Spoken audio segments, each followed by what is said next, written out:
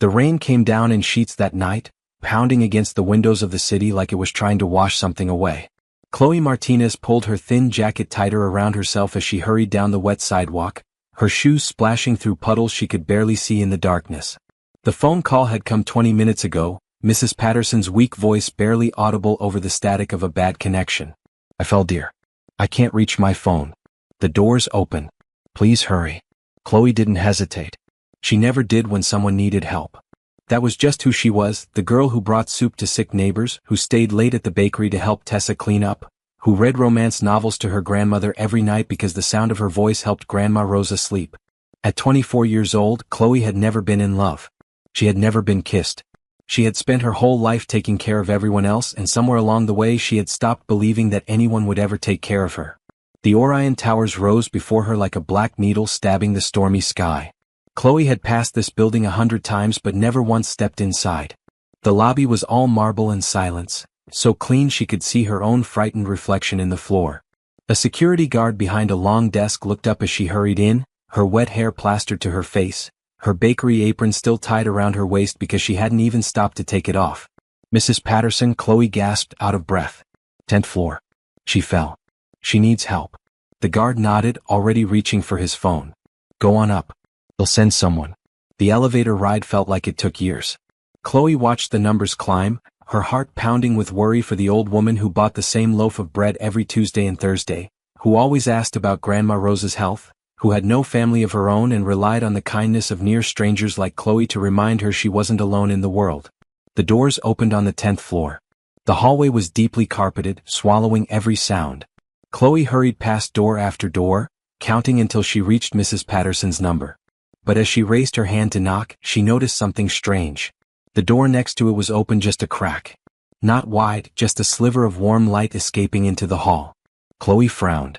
Maybe Mrs. Patterson had gotten confused in her panic. Old people did that sometimes. Maybe she had meant this door instead of her own. Chloe pushed it gently, just enough to stick her head inside and call out. "Mrs. Patterson? Are you in here?" No answer. But she heard something. A sound so quiet she almost missed it, a low broken noise like an animal in pain. Chloe stepped inside without thinking, her worry for Mrs. Patterson temporarily replaced by worry for whoever was making that sound. The apartment was enormous, all dark wood and floor-to-ceiling windows showing the rain-streaked city lights. It smelled like leather and something clean, sandalwood maybe. It was beautiful and cold and felt like no one had laughed in it for a very long time. The sound came again from down a short hallway. Chloe followed it, her wet shoes leaving faint prints on the polished floor. She reached a doorway and peered inside. The bedroom was dim, lit only by a small lamp on a nightstand. And on the edge of the bed sat a man. His back was to her, his head bowed, his shoulders shaking with the effort of holding in sounds that wanted to break free. In his hands he held a small photograph in a silver frame. Chloe couldn't see the picture, but she could see everything else. She could see the grief pouring off him in waves. She could see a man so completely alone in his pain that he had forgotten to close his own front door. She could see someone drowning. Chloe's heart, that big foolish heart that had never learned to protect itself, cracked open right there in the doorway. She forgot that she was a stranger in his home. She forgot about Mrs. Patterson for just a moment. She forgot everything except the unbearable weight of this man's sadness. She took one step into the room. Then another. Her voice came out soft, barely a whisper. "Are you okay?" The man spun around so fast Chloe didn't have time to react. 1 second he was hunched over on the bed, the next he was on his feet and crossing the room toward her with the speed of a striking snake. Chloe stumbled backward until her shoulders hit the doorframe. His hand shot out and braced against the wood beside her head, caging her in. Up close he was terrifying and beautiful all at once. Dark hair falling across his forehead. A jaw so sharp it could cut glass. Eyes the color of espresso that were currently blazing with a mixture of fury and something else, something raw and wounded that he was trying very hard to hide. "Who are?" he demanded, his voice low and rough like gravel wrapped in velvet. "How did you get in here?" Chloe's mouth opened but no words came out. She had never been this close to a man before, never felt the heat of a body so near her own, never been pinned in place by a gaze that seemed to see straight through to her soul. He smelled like rain and sandalwood and something darker, something dangerous. Her brain scrambled to function. "Mrs. Patterson," she finally stammered. "Next door." She fell. "The door was open, I thought it was hers, I heard you crying and I just wanted to make sure you were okay." "I'm sorry. I'm so sorry." I didn't mean to intrude. Something flickered in his eyes when she said, crying. His jaw tightened. You heard nothing. Chloe should have been scared. Any sane person would have been terrified. But all she could see was the photograph still clutched in his other hand, the silver frame digging into his fingers. All she could see was a man in so much pain he could barely breathe. I heard someone hurting, she said quietly. I know what that sounds like. I take care of my grandmother. She has bad days. Sometimes she cries and doesn't want anyone to know. But I always know. The man stared at her for a long moment. The fury in his eyes flickered, dimmed, was replaced by something uncertain. He looked at her wet hair, her flour-dusted apron, her kind eyes that held no fear even now. Slowly, he lowered his hand from the doorframe and took a step back. You came because an old lady fell, he said. It wasn't a question. Yes, Mrs. Patterson. She buys bread from me. You're a baker. Sweet Morning Bakery. On Clark Street. He looked down at the photograph in his hand. Chloe finally saw it clearly. A woman with dark hair and a bright smile, beautiful and alive, frozen in a moment of happiness that would never come again. My wife, the man said quietly. She died 3 years ago today. The words hit Chloe like a physical blow. She understood now. The open door. The grief. The way he had been holding that picture like it was the only thing keeping him tethered to the earth. She understood because she had seen the same look in her own mirror after her mother left, after her father disappeared, after she realized it was just her and Grandma Rosa against the world. I'm so sorry, Chloe whispered. I can't imagine.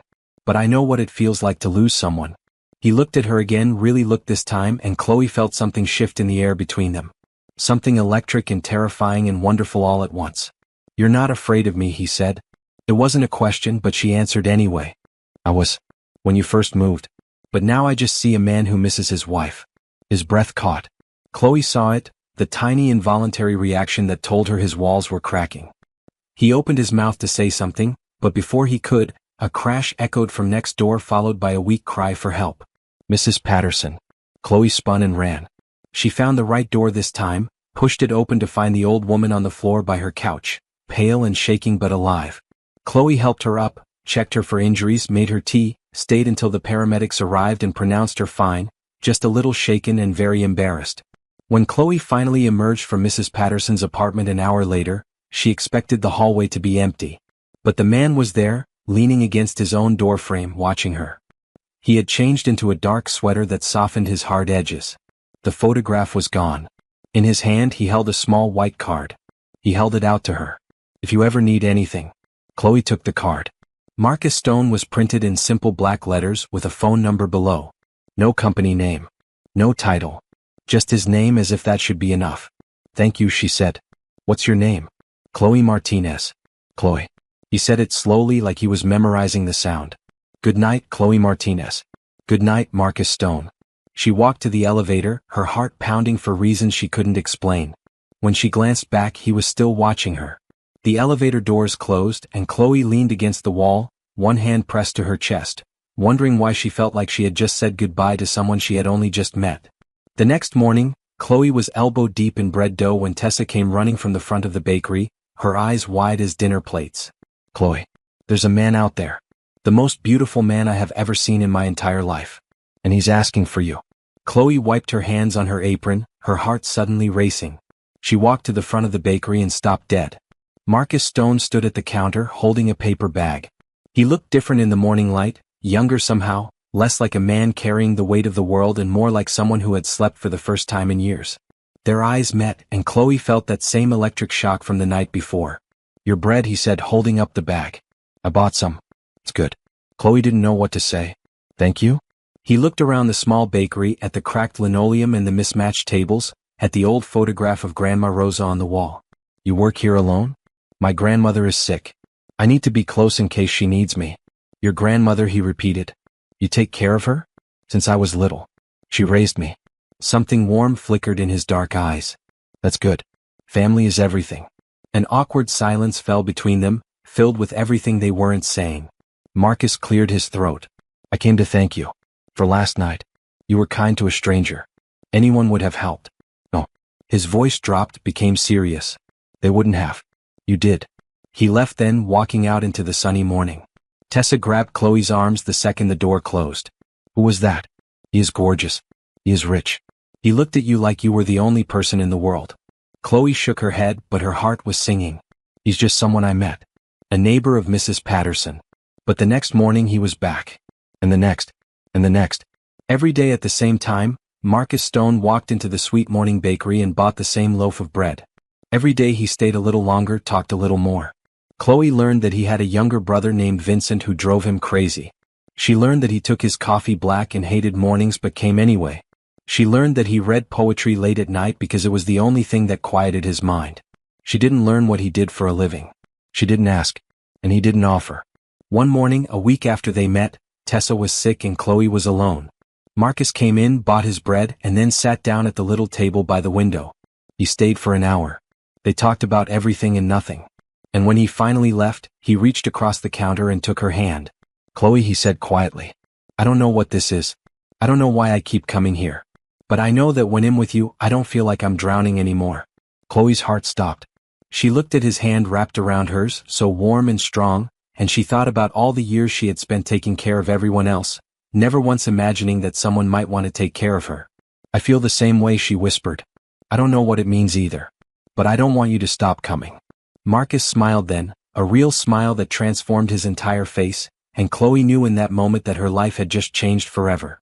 That night she told Grandma Rosa about him. About his sad eyes and his quiet voice. About the way he looked at her like she mattered. Grandma Rosa listened, then reached out and patted her hand. A man who comes to see a baker every day isn't coming for the bread, Mija. He's coming for you. Chloe blushed. He's just lonely, Grandma. His wife died. And you have a heart big enough for lonely people. Grandma Rosa's eyes were wise and sad and hopeful all at once. Don't be afraid to let someone in, Chloe. Love doesn't knock on the door when it's convenient. It kicks it down when you least expect it. Chloe thought about that as she lay in bed that night, staring at the ceiling, her hand pressed to her heart where it still fluttered every time she thought of Marcus Stone. She thought about the way he had looked at her in that dark bedroom, raw and broken and so terribly alone. She thought about the way he looked at her now like she was something precious, something worth protecting. She didn't know who he really was. She didn't know about the power he held in the city, about the empire he controlled, about the dangerous world he inhabited. She didn't know that loving Marcus Stone would put her in the crosshairs of enemies she couldn't imagine. All she knew was that for the first time in her life someone was coming back. For her. And that was enough. For now. The mornings became sacred. That was the only word Chloe could find to describe them, sacred. She would arrive at the bakery at 4 in the morning as she had done for 6 years, her hands finding their familiar rhythm in the flour, her mind wandering to the same place it had wandered every single day since that rainy night. Marcus. She thought about the way his voice dropped low when he said her name. She thought about the way his eyes softened when he looked at her. She thought about the way his hand had felt wrapped around hers, warm and strong and like it belonged there. He came every day now. Not just for bread, though he always bought some. He came to sit at the little table by the window, to drink the coffee she brought him, to talk about nothing and everything. Chloe learned that he hated loud restaurants but loved quiet cafes. She learned that he had a scar on his left hand from a childhood accident he didn't like to discuss. She learned that he slept badly most nights and that the only thing that helped was reading old books with worn pages and the smell of time. What do you read? She asked him one morning, leaning on the counter with her chin in her hand, watching him the way she had started watching him, like he was a story she couldn't put down. Poetry, he said. The old kind. The kind that hurts a little. Why would you want to read something that hurts?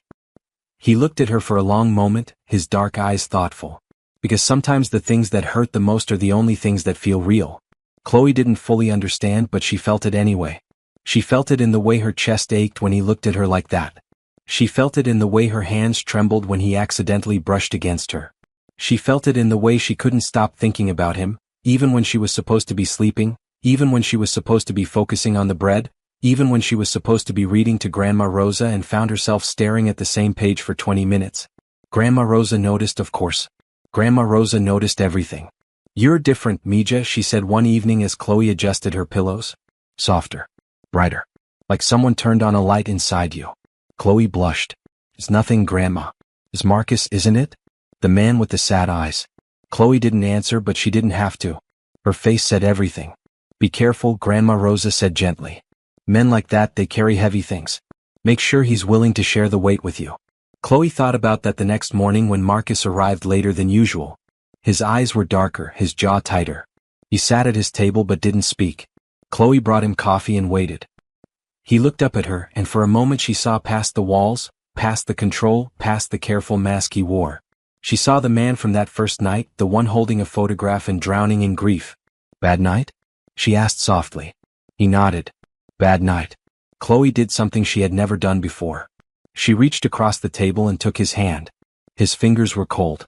She wrapped both her hands around them, trying to warm him. "You don't have to talk about it," she said. "But you don't have to be alone either." Marcus stared at their joined hands for a long moment. Then he turned his hand over and laced his fingers through hers. The simple gesture felt more intimate than anything Chloe had ever experienced.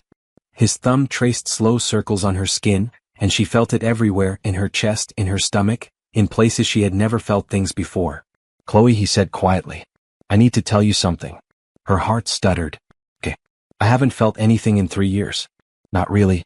I've been moving through the world like a ghost, doing what I have to do, existing but not living. And then you walked through my door with rain in your hair and flour on your apron and no fear in your eyes, and suddenly I felt everything. Everything all at once. And it's terrifying." Chloe's breath caught. "Marcus, let me finish." He squeezed her hand. "I don't know what this is. I don't know where it's going. But I know I can't go back to the way I was before.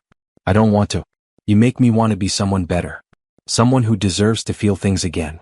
Chloe felt tears prick her eyes. She had spent her whole life taking care of others, never once imagining that someone might see her and think she was the answer to anything. She was just Chloe, the baker, the caretaker, the girl who read romance novels because real life never worked out that way. "You already deserve it," she whispered. "You deserve to feel everything. The good and the bad. That's what being alive means." Marcus lifted their joined hands and pressed his lips to her knuckles. The kiss was soft, barely there, but it sent fire racing through Chloe's veins. She had never been kissed anywhere before, not really, and this single gesture made her understand what she had been missing. "I want to take you somewhere," he said. "Not today. But soon. Somewhere quiet.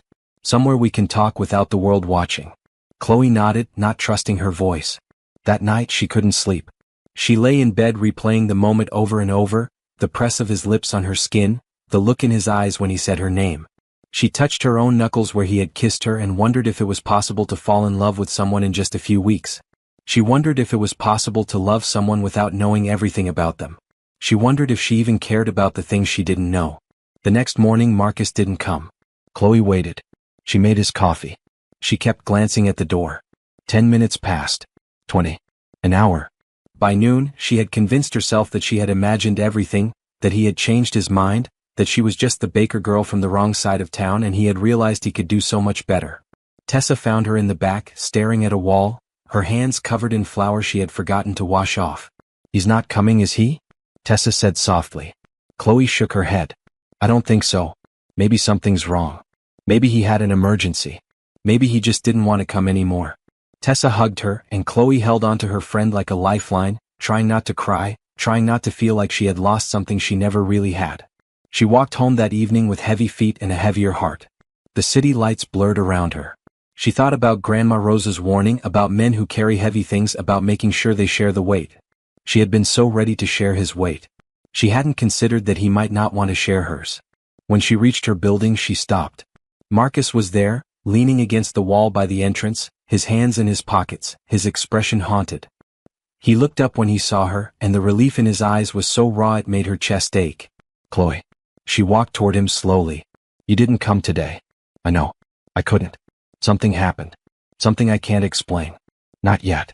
"Then why are you here now?" "Because I couldn't stay away. Because I spent the whole day thinking about you, worrying about you, wondering if you were okay. Because I realized that whatever is happening between us, it's bigger than me. Bigger than my fears. Bigger than everything." Chloe stood in front of him, close enough to feel the heat of his body, close enough to see the pulse beating in his throat.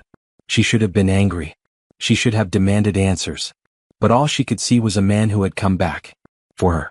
Marcus reached up and touched her face, his palm cupping her cheek with a gentleness that made her knees weak. His thumb traced her cheekbone, her jaw, the corner of her mouth. Chloe stopped breathing. "I can't promise you easy," he whispered. "I can't promise you safe. But I can promise you that every moment I'm with you, it'll be exactly where I want to be. With you. Only you." Chloe rose on her toes and kissed him. It wasn't a gentle kiss. It was desperate and hungry, and weeks of longing poured into one single moment. His arms wrapped around her, pulling her against him, and she felt the hard strength of his body, the way he trembled slightly, the way he held her like she was the most precious thing in the world. His mouth moved against hers, learning her, claiming her, and Chloe kissed him back with everything she had, everything she was, everything she had been saving for someone who would never come until he did. When they finally broke apart, both breathing hard, Marcus rested his forehead against hers. His eyes were dark, burning with want, but his hands stayed gentle on her back. "Chloe Martinez," he breathed. "What have you done to me?" She laughed, a breathless, happy sound. "I don't know. But I don't want to stop." He kissed her again, slower this time, deeper, and Chloe felt herself melting into him, felt the world falling away until there was nothing but his mouth on hers and his hands in her hair and the steady beat of his heart against her chest. "Come home with me," he whispered against her lips. Chloe pulled back just enough to look at him. The question hung in the air between them, heavy with meaning. "I can't," she said softly. "My grandmother. She needs me at night. I can't leave her alone." Something shifted in his eyes, not disappointment but something deeper, something that looked like respect. "Of course," he said. "Of course you can't. I'll walk you up." He took her hand and led her inside, up the narrow stairs to her small apartment. At her door he kissed her again, softer this time, a promise. "Tomorrow?" he asked. "Tomorrow," she agreed. She watched him walk away, his broad shoulders disappearing down the stairs, and leaned against her door with a smile so wide her face hurt. When she finally went inside, Grandma Rosa was awake, watching her with knowing eyes. "He came back," Grandma Rosa said. "He came back. Then he's worth keeping, Mija. At least for now."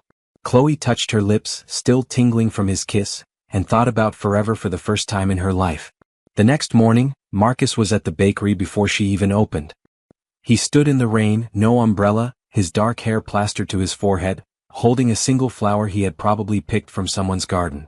Chloe let him in, laughing at how ridiculous he looked, how beautiful, how utterly hers. "You're crazy," she said, taking the drooping flower. "Crazy about you," he agreed, and kissed her right there in the doorway with the rain falling behind him and the smell of bread filling the air. They spent the morning tangled together in the little bakery, talking between customers, stealing kisses when no one was looking. Tessa walked in at one point, took one look at them and walked right back out, muttering about finally. In the afternoon, when the rush was over, Marcus pulled Chloe into the back room. The flour was everywhere, dusting the counters and the floor and them both. He backed her against a shelf, his hands on her hips, his mouth on her neck, and Chloe thought she might die from the feeling. "Marcus," she gasped. "Someone could come in." "Let them," he murmured against her skin. "Let the whole world see. I don't care anymore." His lips found that spot just below her ear, and Chloe forgot about the world entirely. She forgot about customers and bread and everything except the heat of his mouth and the strength of his hands and the way he made her feel like the most desired woman who had ever lived. His hand slid under her shirt, just barely, his fingers warm against the skin of her waist. Chloe arched into him, wanting more, needing more, even though she had never needed anything like this before. "Is this okay?" he whispered, his breath hot against her neck. "Yes," she breathed. "Yes." He kissed her again, deeper now, and his hands explored slowly, reverently, like he was memorizing every inch of her. Chloe had never been touched like this, had never known that touch could feel like worship, like prayer, like coming home. They stayed in the back room until the flour settled around them like snow, until their breathing slowed and their hearts stopped racing, until Chloe realized she was smiling so hard her cheeks hurt. "I love you," Marcus said quietly, looking at her with those dark eyes that saw everything. "I know it's fast. I know we barely know each other. But I love you, Chloe Martinez." Chloe felt tears prick her eyes again, happy tears this time. "I love you too," she whispered. "I don't know how it happened or when. But I love you." He kissed her forehead, her nose, her lips. Then he pulled her close and held her, right there in the flour-dusted back room of a little bakery on Clark Street, and Chloe knew that whatever came next, whatever secrets he was keeping, whatever dangers lurked in the shadows of his life, she would face them. For him. For them. And that night, when he walked her home and kissed her goodnight at her door, Chloe gave him something she had never given anyone. She gave him her river stone, the smooth gray one she had carried since she was a little girl, the one her grandmother had given her to hold when she was scared. "For courage," she said. "When you're having a bad night. Hold this and remember that somewhere, someone is thinking of you." Marcus looked at the small stone in his palm, then at her, and his eyes were wet. "I don't deserve you," he said. "Then be someone who does," she replied. "That's all I ask." He pressed the stone to his heart, then pressed his lips to hers, and Chloe felt the future opening before her like a door she had been afraid to walk through her whole life. She walked through it now. With him. The weeks that followed were the most beautiful of Chloe's life. Every morning began with Marcus at the bakery, every evening ended with him walking her home, and every moment in between was filled with the kind of happiness she had only ever read about in her romance novels. She would catch herself smiling at nothing, would feel her heart flutter at the mere thought of his name, would lie awake at night replaying every word he had said, every look he had given her, every kiss that had left her breathless and wanting more. Grandma Rosa noticed, of course. She noticed the way Chloe hummed while she worked, the way her eyes sparkled when she talked about Marcus, the way she had started setting aside the best bread for him before he even arrived. One evening, as Chloe helped her with her medicine, Grandma Rosa reached up and cupped her face with papery thin hands. "You're in love, Mija. Really in love." Chloe blushed. "Is it that obvious?" "To me it is. To the whole world, probably." Grandma Rosa smiled, but her eyes were worried. "Just be careful, Chloe. Men like Marcus, they have secrets. Make sure he's sharing them with you before they share themselves." Chloe wanted to promise that she would, but something in her heart hesitated. The truth was, Marcus still hadn't told her what he did.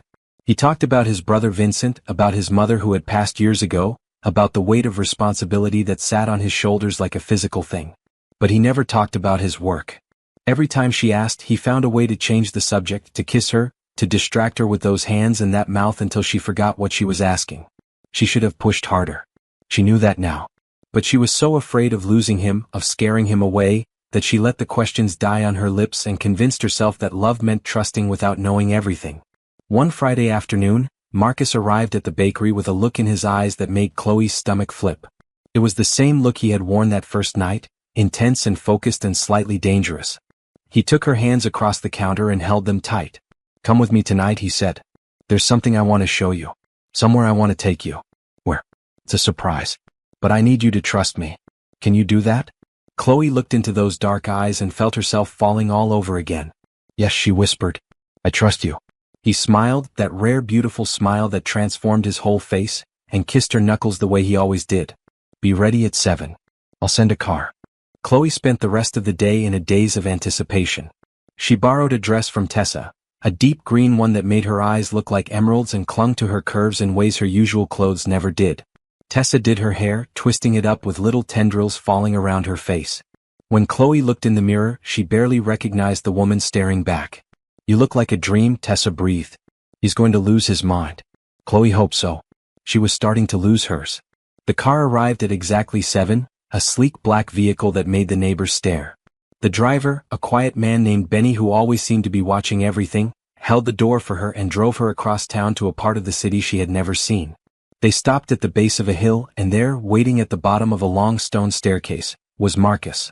He wore a dark suit that made him look like someone from a movie, handsome and dangerous and absolutely breathtaking. When he saw her step out of the car, he stopped breathing. Chloe watched his eyes travel over her, slow and hungry, and felt heat bloom in her chest. "Chloe," he breathed when she reached him. "You're stunning. You're not so bad yourself," she managed. He took her hand and led her up the stairs. At the top was a small garden, hidden from the city below, filled with flowers and soft lights and a blanket spread on the grass with a basket beside it. The city sparkled far beneath them, a million lights twinkling in the darkness. "Marcus," she whispered. "This is beautiful. Not as beautiful as you." They sat on the blanket and he fed her strawberries and chocolate and they talked about everything and nothing. He told her about his mother, about how she had loved gardens, about how he had found this place years ago and come here whenever he needed to feel close to her. Chloe told him about her own mother, the one who had left, about how she had learned to stop waiting for people who never came back. "I'll always come back," Marcus said quietly. "I need you to know that. No matter what happens, no matter what you learn about me, I will always come back to you." Chloe's heart clenched. "What do you mean, what I learn about you?" He was quiet for a long moment. Then he reached into his pocket and pulled out the river stone she had given him. He held it in his palm, turning it over and over the way she had seen him turn that penny on the night they met. "I haven't been honest with you," he said slowly. "About who I am. About what I do." Chloe's blood ran cold. "Then tell me." "No. My family, we have businesses. Legitimate ones now, mostly. But for a long time they weren't legitimate. And some of them still aren't. The people I work with, the people I'm responsible for, they're not good people, Chloe. They're dangerous. I'm trying to change that, trying to move us into the light, but it takes time. And while I'm trying, I'm still part of a world you shouldn't have to know exists. Chloe stared at him, the words slowly sinking in. You're a criminal, she whispered. All those mornings, all those kisses, and you're a criminal. I'm a man trying to be better, he said urgently. I'm a man who loves you more than I've ever loved anyone. I'm a man who would burn the whole world down to keep you safe. Don't, Chloe said, tears filling her eyes. Don't say things like that. Don't make this romantic. This is my life, Marcus. My grandmother's life. If you're involved with dangerous people, if they could hurt us, they won't. I won't let them. You can't promise that. You can't control everyone. He reached for her, but she pulled back. The hurt in his eyes was almost more than she could bear, but she couldn't stop the fear flooding through her. She thought about Grandma Rosa, frail and dependent on her. She thought about the bakery, the only stable thing in her life. She thought about herself, the girl who had finally let herself love someone, only to discover that someone lived in a world she couldn't enter. I need to go home, she said, standing up. I need to think. Chloe, please. Don't walk away. Not like this. She looked at him, so handsome in the moonlight, so broken, so utterly hers. I'm not walking away, she said. I just need to understand what I'm walking into. Benny drove her home in silence. She didn't cry until she was in her own bed, and then she cried until there were no tears left. Grandma Rosa heard her through the wall and came in, holding her, rocking her the way she had when Chloe was small. He loves me, Grandma, she sobbed. I know he does. But his world is different from yours. Grandma Rosa nodded. I know, Mija. I've known since the beginning. You knew? An old woman sees things. The way he moves, the way he watches the street, the way he never lets his back face the door. I've seen men like him before. They either destroy the women who love them or they become worthy of them. Which will he be? That's for him to decide. And for you to decide if you'll wait for the answer. Chloe didn't sleep that night. She lay awake, the river stone cold in her palm, and thought about Marcus alone in that garden, waiting for her to come back. She thought about his hands, so gentle with her, so capable of violence. She thought about his eyes, so full of love, so full of secrets. And she thought about the penny he still carried, the one he had found on the night he decided to change, the one that reminded him every day to be a good man. The next morning she went to the bakery as usual. Marcus wasn't there. She hadn't expected him to be. She moved through the motions, kneading bread, serving customers, smiling when she had to. Tessa watched her with worried eyes but didn't ask questions. At noon the door opened and Vincent walked in. Marcus's brother looked nothing like him, younger, wilder, with a careless energy that made Chloe instantly uncomfortable. He approached the counter with a smile that didn't reach his eyes. Chloe, right? My brother talks about you constantly. Where is he? Is he okay? Vincent's smile flickered. He's dealing with some things. Family things. He sent me to check on you. To make sure you're okay. I'm fine. Tell him I'm fine. You're not fine. I can see it. Vincent leaned on the counter, his voice dropping low. Look, I know my brother. I know he probably told you the truth last night and I know it scared you. Should scare you. Our world is ugly. But here's what you need to understand. Marcus has spent 3 years being dead inside. 3 years of nothing. And then you showed up and suddenly he's alive again. Suddenly he wants to be better. That's because of you. Don't throw that away because you're afraid. Chloe looked at Vincent, this careless young man speaking truths she didn't want to hear. I'm not throwing anything away. I'm just trying to figure out if love is enough. It has to be, Vincent said simply. It's all any of us have. He left then and Chloe stood in the empty bakery, his words echoing in her head. Love has to be enough. But was it? Could it be? She closed early that day, something she never did. She walked across town, not to her apartment but to the garden on the hill. Marcus was there, sitting on the blanket where she had left him, still wearing the suit from the night before. He looked up when she approached and the hope in his eyes nearly broke her. I don't know if I can do this, she said, sitting down beside him. I don't know if I'm strong enough for your world. You're the strongest person I know, he said quietly. You take care of your grandmother alone. You work every day without complaint. You opened your heart to a stranger who gave you every reason to walk away. You're stronger than you know. But your world is violent. It's dangerous. People get hurt. I know. And I'm trying to leave it. Not for you though, that's part of it. For me. Because I don't want to be that man anymore. I want to be the man who deserves you. Chloe looked at him, at this powerful man brought low by love, and felt her heart cracking open all over again. I need you to promise me something, she whispered. Anything. Promise me that if it gets too dangerous, if my grandmother is at risk, if my life becomes something I don't recognize, you'll let me go. You'll let me walk away. Marcus's face crumpled. Chloe, I can't promise that. I can't promise to let you go. Then I can't do this. The words hung between them, heavy and terrible. Marcus stared at her, his eyes wet, his hands shaking. Then he reached into his pocket and pulled out the penny, the lucky one, the one that had started everything. I found this on the worst night of my life, he said. After my wife died, after I did things I can never undo, I found this penny on the street and made a promise to be better. I've kept it every day since. It's the only good luck I've ever had. And now I'm giving it to you. Chloe, no. I can't take that. You can. You will. Because I need you to have something of mine, something that matters, so you know that every promise I make you, I mean with my whole heart. I will change, Chloe. I will leave that world behind. I will build something new, something good, something worthy of you. But I can't do it without you. I can't do it if you're not beside me. Chloe looked at the penny in his palm, small and ordinary and so full of meaning. Then she looked at his face, so full of love, so full of fear, so full of hope. And she made her choice. I'm scared, she whispered. I know. So am I. But I love you. I love you too. More than anything. She leaned forward and kissed him, and it was different from every kiss before. It was a promise. It was a beginning. It was two people choosing each other despite everything, because of everything, for everything. They stayed in the garden until the sun set and the stars came out, holding each other, talking about the future they would build together. He told her about his plans to transform the family business, to make it legitimate, to cut ties with the people who would never change.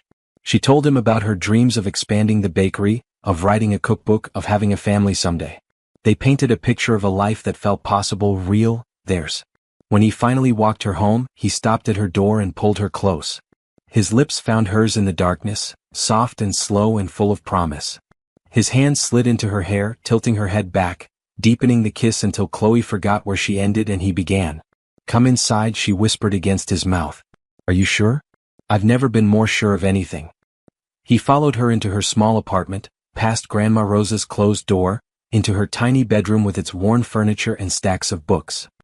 He looked around at her space, at the life she had built, and she saw in his eyes that he understood what she was giving him, access to the most private parts of herself. Marcus, she breathed, pulling him toward her. He came willingly, his hands finding her waist, her hips, the curve of her back. He kissed her slowly, reverently, like she was something sacred. His fingers found the zipper of her dress and paused, asking permission without words. She nodded, and he lowered it, the dress slipping from her shoulders to pool at her feet. Chloe stood before him in the moonlight, wearing nothing but the thin fabric of her underthings, and for a moment she was afraid. She had never done this before, never let anyone see her like this, never trusted anyone enough. But Marcus looked at her like she was the most beautiful thing he had ever seen, and the fear melted away. You're perfect, he whispered. Every part of you. His hands explored her slowly, gently, learning the curve of her waist, the softness of her skin, the way she gasped when he found the sensitive places. He laid her back on the bed and followed her down, his body warm and heavy against hers, his mouth never stopping its exploration. I love you, he breathed against her skin. I love you, I love you, I love you. Chloe clung to him, lost in sensation, in feeling, in the overwhelming rightness of being here with him. When he finally joined them together, she cried out, not from pain, though there was some, but from the sheer intensity of finally being this close to someone she loved. Afterward, they lay tangled together, her head on his chest, his heart beating steady beneath her ear. He played with her hair, pressed kisses to her forehead, held her like he would never let go. I'm yours, she whispered. Forever. Forever, he agreed. Starting now. And in that small bedroom, in that quiet apartment, with the city sleeping outside and the future uncertain before them, Chloe Martinez gave herself completely to Marcus Stone. And for the first time in her life, she wasn't afraid of tomorrow. The happiness that followed was unlike anything Chloe had ever known. It was in the way Marcus looked at her across the bakery counter, his eyes warm and full of promise. It was in the way he held her hand when they walked through the city, his thumb tracing patterns on her skin that made her heart flutter. It was in the way he kissed her goodnight at her door, soft and slow and leaving her wanting more, always more. They spent every possible moment together. Mornings at the bakery, afternoons exploring parts of the city Chloe had never seen, evenings in her small apartment with Grandma Rosa, who had grown to tolerate Marcus despite her worries. He brought her grandmother flowers and books and sat with her for hours, listening to her stories about the old country, about raising Chloe, about the hopes she carried for her granddaughter's future. You're good with her, Chloe said one night after Marcus had left. Most people don't have the patience. She's important to you, he had replied simply. That makes her important to me. Chloe felt her heart swell with every passing day. She watched Marcus change, watched the hard edges soften, watched the shadows in his eyes grow lighter. He laughed more now, real laughs that crinkled the corners of his eyes. He talked about the future with hope instead of resignation. He held her like she was the answer to every question he had ever asked. Vincent came to the bakery sometimes, always with some excuse, but Chloe knew he was checking on her, making sure she was okay, making sure his brother was okay. She had grown to like him despite his rough edges, seeing in him the same capacity for love that Marcus had, buried under layers of bravado and pain. "You're good for him," Vincent told her one afternoon while Marcus was on the phone outside. "I've never seen him like this. Ever. Not even before. Before his wife?" Vincent nodded. She was good too. But different. She fit into his world. "You make him want to leave it? Is that bad?" Vincent shook his head slowly. "It's the best thing that could have happened. But it's also the most dangerous. There are people who don't want him to change. People who benefit from the way things are. They'll see you as a threat." Chloe's blood ran cold. What kind of people? The kind with guns and no conscience. Vincent's eyes were serious. "Just be careful, Chloe. And if anything feels wrong, if anyone seems out of place, tell Marcus immediately. Don't wait. Don't think you're overreacting." Chloe promised she would, but in the golden days that followed, she almost forgot to be afraid. Marcus took her to dinner at quiet restaurants where they sat in corners and talked for hours. He took her to the garden on the hill almost every night, where they lay on the blanket and watched the stars and made plans for a future that felt more real every day. One evening, as the sun set behind the city in shades of orange and pink, Marcus pulled something from his pocket. It was small and velvet, and Chloe's heart stopped. "It's not what you think," he said quickly, seeing her face. "Not yet. I promised I'd do this right. But I wanted you to have something. To know that I'm serious. That this is forever for me." He opened the box. Inside was a delicate bracelet, gold with a tiny charm shaped like a loaf of bread. Chloe laughed and cried at the same time. "Because of where we met," Marcus explained, smiling. "Because you're the baker who stole my heart." Chloe held out her wrist and he fastened the bracelet there, his fingers warm against her skin. She looked at it, this small symbol of their love, and felt tears sliding down her cheeks. "I love you," she whispered. "I love you so much it scares me." "Don't be scared," he said, pulling her close. "Be happy. That's all I want. For you to be happy." "I'm happy," she said. "With you I'm happier than I ever thought possible." He kissed her then, deep and slow, and the world fell away until there was nothing but his mouth on hers and his hands in her hair and the steady beat of his heart against her chest. That night he came home with her again. Grandma Rosa was asleep, and the apartment was quiet. They moved through the darkness to her bedroom, shedding clothes as they went, unable to keep their hands off each other. Marcus laid her back on the bed and worshipped every inch of her, his mouth tracing paths of fire across her skin. Chloe gasped and moaned and held on to him like he was the only solid thing in a spinning world. When he finally entered her, it was slow and deep and so full of love that Chloe felt tears streaming down her face. Not sad tears, but overwhelmed tears, tears of joy so intense she couldn't contain them. Marcus stopped immediately, concern in his eyes. "Did I hurt you? Do you want me to stop?" "No," she breathed. "Don't stop. Never stop. I'm just so happy. I didn't know it was possible to be this happy." He kissed her tears away and moved inside her, slow and gentle and perfect. Chloe climbed higher and higher until she shattered beneath him, crying out his name as waves of pleasure crashed through her. He followed moments later, burying his face in her neck and shuddering with release. Afterward, they lay tangled together, her head on his chest, his fingers tracing lazy patterns on her back. The bracelet caught the moonlight, the tiny bread charm glinting like a promise. "I'm going to marry you someday," Marcus said quietly. "I hope you know that." Chloe smiled against his skin. "Is that a proposal?" "Not yet. When I propose it'll be perfect. You'll never forget it." "I'll never forget any of this," she said. "Every moment with you is perfect." They fell asleep like that, wrapped in each other, and Chloe dreamed of a future filled with light and love and Marcus beside her always. But the dream couldn't last. It ended 3 days later, on a Thursday afternoon when the bakery was slow and Chloe was alone. The door opened and she looked up with a smile that died on her lips. The man who walked in was not a customer. He was tall and thin with cold eyes that scanned the room like he was looking for threats. Behind him, 2 more men waited by the door. "Chloe Martinez," the man said. It wasn't a question. "Who wants to know?" He smiled, and it was the most unpleasant smile Chloe had ever seen. "My name is Victor. I work with some people who know your boyfriend. We need to have a conversation. I don't have anything to say to you. You will. Victor moved closer, leaning on the counter. See, the thing is, Marcus has been making some changes. Changes that hurt my employers. Changes that cost them money. They want him to stop. And they think you might be able to help with that. Chloe's heart pounded, but she kept her face calm. Marcus doesn't tell me about his work. I can't help you. Victor's eyes narrowed. I think you're lying. But it doesn't matter. You're going to deliver a message for us. Tell Marcus that if he doesn't stop trying to change things, if he doesn't go back to the way things were, something bad might happen. To you. To your grandmother. To this cute little bakery. Fear like Chloe had never known flooded through her. You stay away from my grandmother. Make him listen and we won't have to get involved. Victor pushed off from the counter and walked to the door. You have 1 week. Tell him. They left and Chloe stood frozen behind the counter, shaking uncontrollably. She wanted to call Marcus immediately, but something stopped her. She told him he would react. He would do something dangerous, something that could get him killed. She couldn't lose him. Not now. Not when she had just found him. She didn't tell him that night. When he came to walk her home, she smiled and kissed him and pretended everything was fine. But she barely slept, lying awake staring at the ceiling, the threat echoing in her mind. The next day she still didn't tell him. And the next. She convinced herself she could handle it, that Victor was just trying to scare her, that if she ignored it, it would go away. She threw herself into work, into Marcus, into pretending that everything was okay. But Marcus knew her too well. 3 days after Victor's visit, he stopped her in the middle of a kiss and pulled back, searching her face. What's wrong? He asked quietly. Something's been wrong for days. Tell me. Chloe almost broke. She almost told him everything.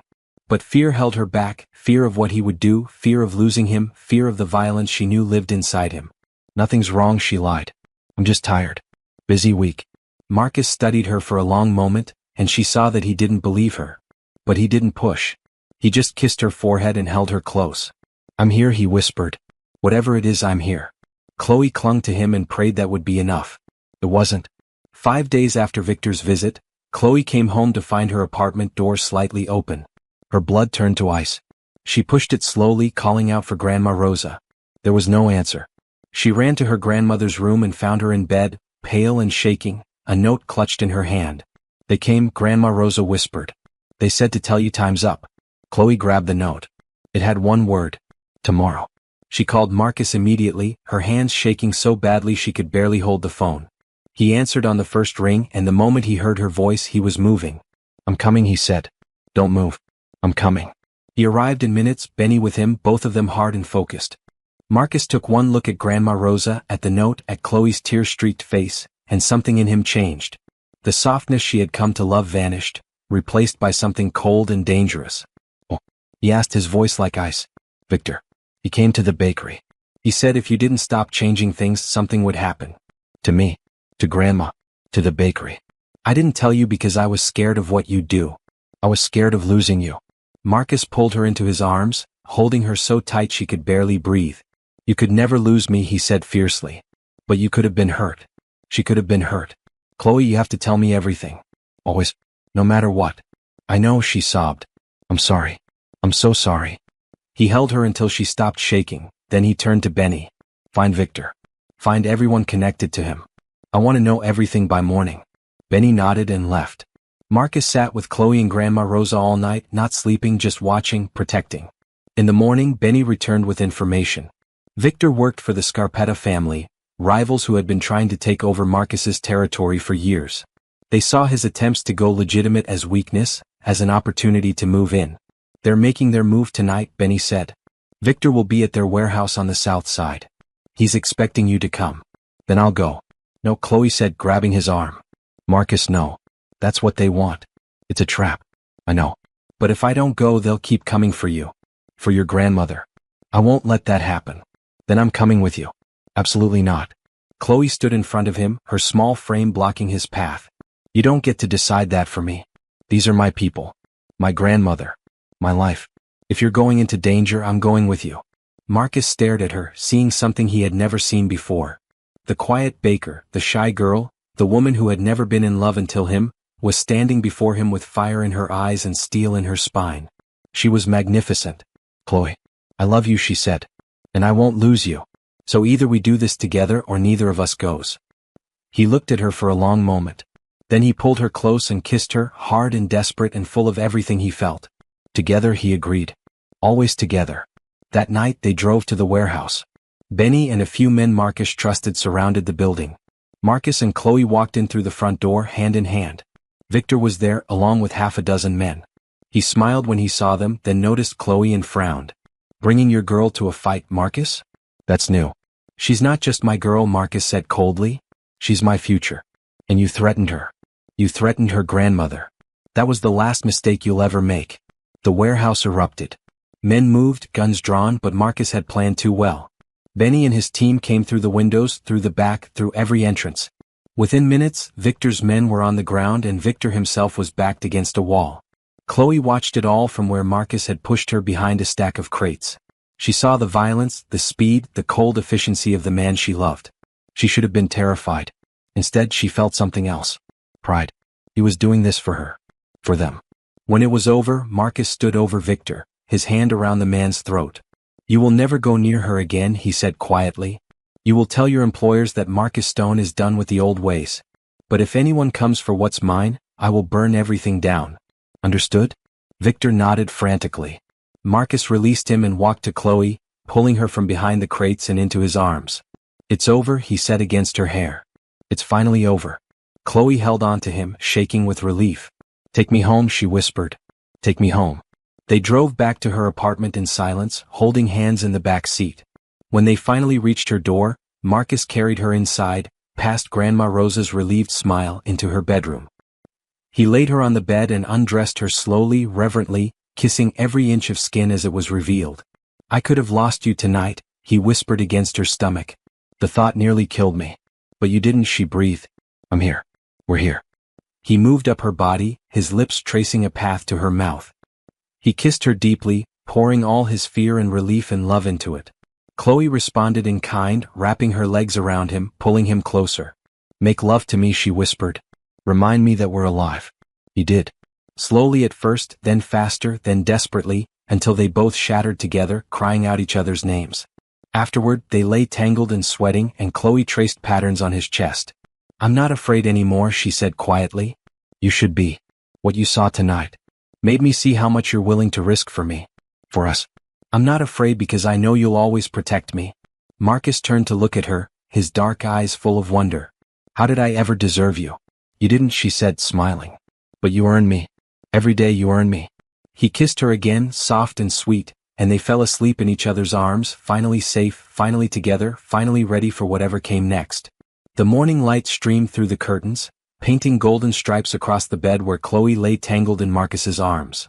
She had been awake for a while, just watching him sleep, memorizing every detail of his face. The strong jaw relaxed in rest. The dark lashes fanned against his cheeks. The small scar near his eyebrow she had never noticed before. He looked younger when he slept, softer, like the weight of the world temporarily lifted from his shoulders. Chloe reached out and traced the scar with her fingertip, feather light. Marcus stirred, a small smile curving his lips before his eyes even opened. You're watching me sleep again, he murmured, his voice rough with mourning. It's my favorite hobby. He pulled her closer, burying his face in her hair. What time is it? Late. Well, late for me. The bakery opened an hour ago. Marcus's eyes flew open. Chloe, why are you still here? Because I called Tessa. She's covering for me. I wanted to wake up with you. Just this once. He looked at her, really looked at her, and she saw the love shining in his dark eyes like a physical thing. Best morning of my life, he said, and kissed her slow and deep.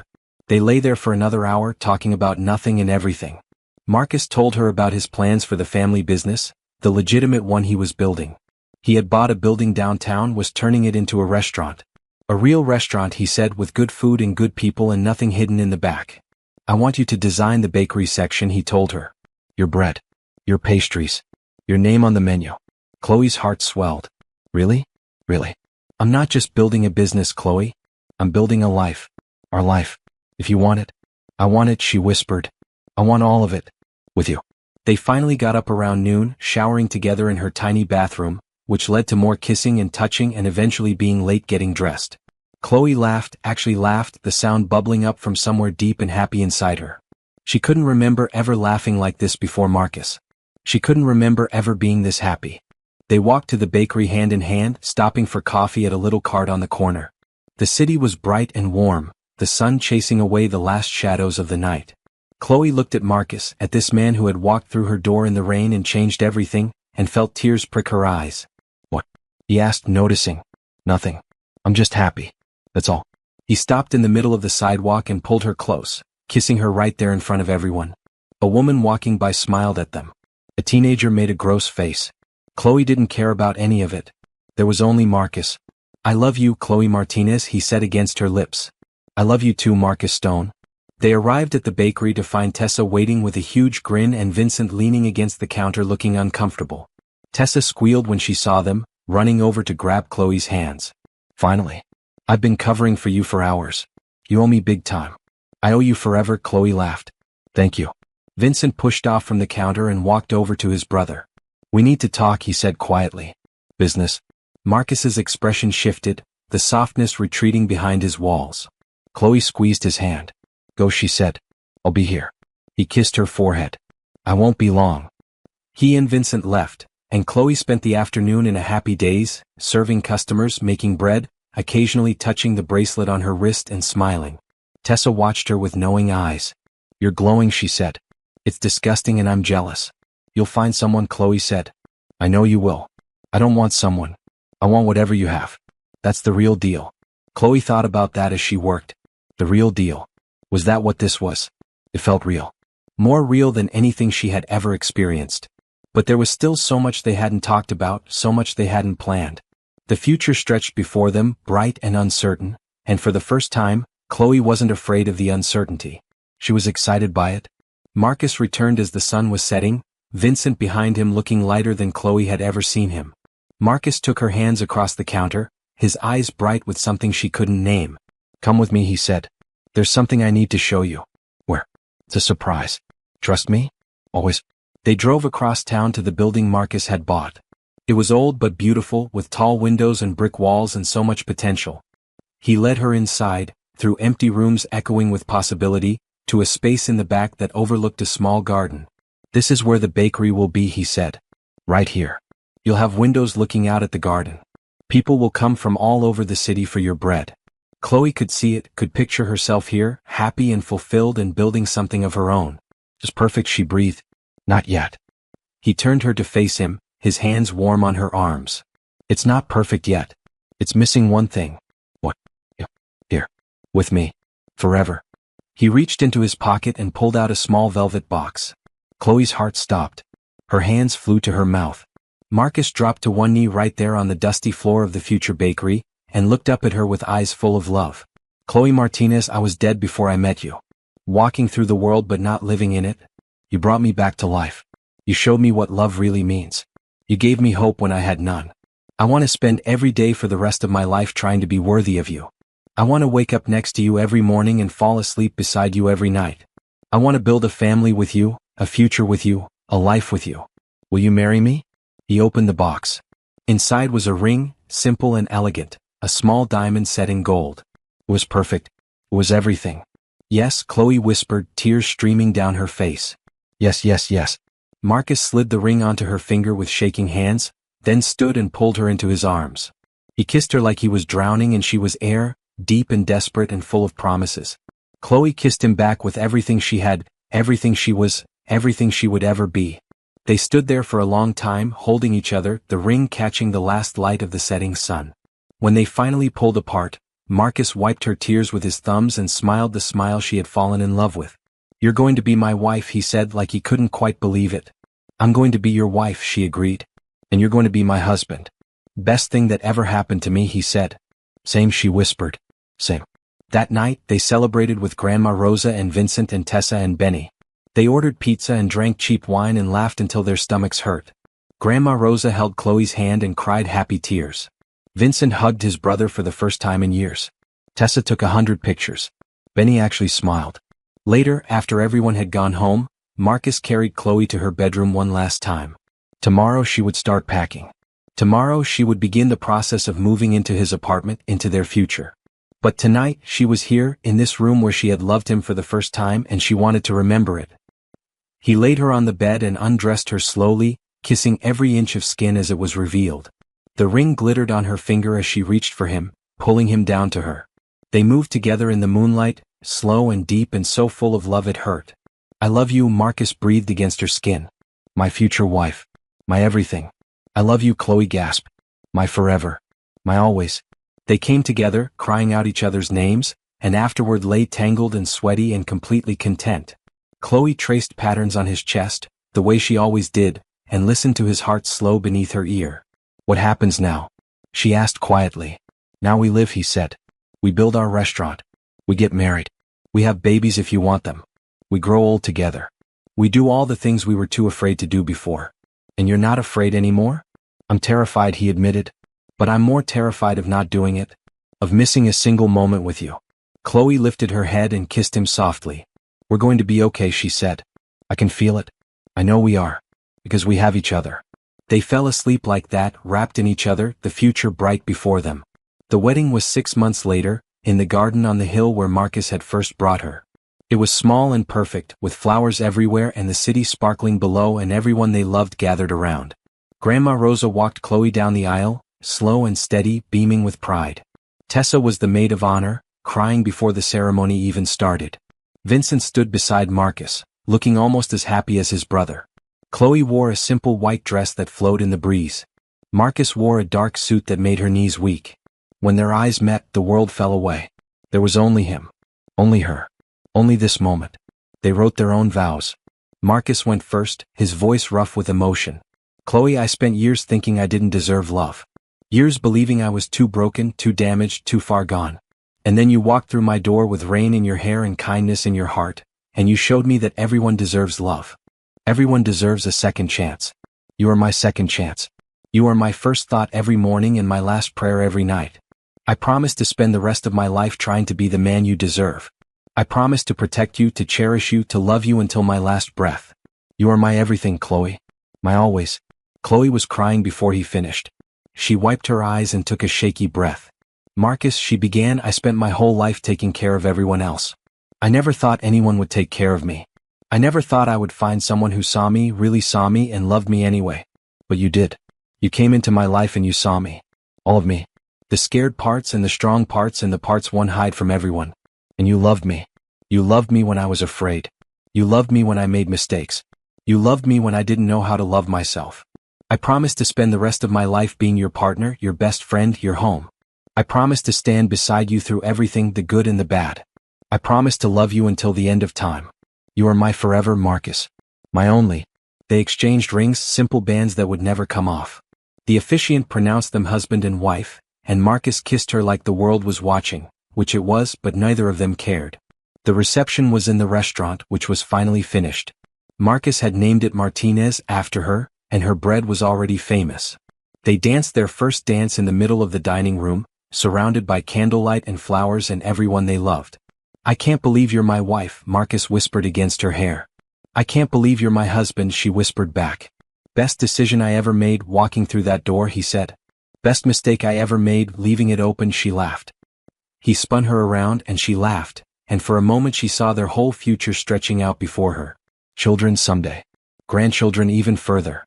A lifetime of mornings in the bakery and evenings in each other's arms. A lifetime of love. 1 year later, Chloe gave birth to twin girls. They named them Rosa, after Grandma Rosa, and Hope, because that was what Marcus and Chloe had found together. Grandma Rosa cried when she held them, said she had waited her whole life for this moment. Vincent became the best uncle anyone could ask for, spoiling the girls rotten and teaching them things their mother definitely did not approve of. Tessa opened her own bakery across town, but she came back every week for lunch and girl talk and to watch the twins grow. Benny stayed with Marcus, but now he was less bodyguard and more business partner. The restaurant thrived. The bakery thrived. The family thrived. And every night, after the girls were asleep and the restaurant was closed, Marcus and Chloe would sit on the balcony of their apartment, looking out at the city lights, holding hands and talking about everything and nothing. "Remember when you thought I was a monster?" Marcus asked one night years later. Chloe leaned her head on his shoulder. "You were never a monster. You were just a man who forgot how to be loved. And you reminded me. We reminded each other." He kissed her temple, soft and sweet. "I love you, Chloe Stone. I love you too, Marcus Stone. Forever." "Forever," he agreed. And it was. Their love story became legend in the city. People came from everywhere to eat at Martinez, to taste the bread that had started it all, to catch a glimpse of the couple who had beaten the odds. But Chloe and Marcus didn't care about any of that. They cared about each other. They cared about their girls. They cared about the life they had built together, brick by brick, day by day, choice by choice. The penny stayed in Chloe's jewelry box, next to the river stone. Two small tokens of two different journeys, now joined forever. Sometimes, on hard days, Chloe would take them out and hold them, remembering where they came from, how far they had come. And every time Marcus would find her, wrap his arms around her, and whisper the same thing. We made it. We're here. Together. And Chloe would smile and nod, and know that every door she had ever walked through had led her here. To him. To them. To this. If you loved Chloe and Marcus's story, if their journey from that rainy night to this beautiful forever touched your heart, then you won't want to miss what comes next. Their story doesn't end here. There are more tales to tell, more love to share, more doors to walk through. Subscribe now to join our family of readers who believe in love, in second chances, in the power of two people choosing each other every single day. New stories every week. New hearts to fall in love with. New journeys to take. Hit that subscribe button and become part of something beautiful. Because every love story deserves to be told. And every reader deserves to believe in happy endings. Subscribe today. And remember, sometimes the best things in life come through the wrong door at exactly the right time.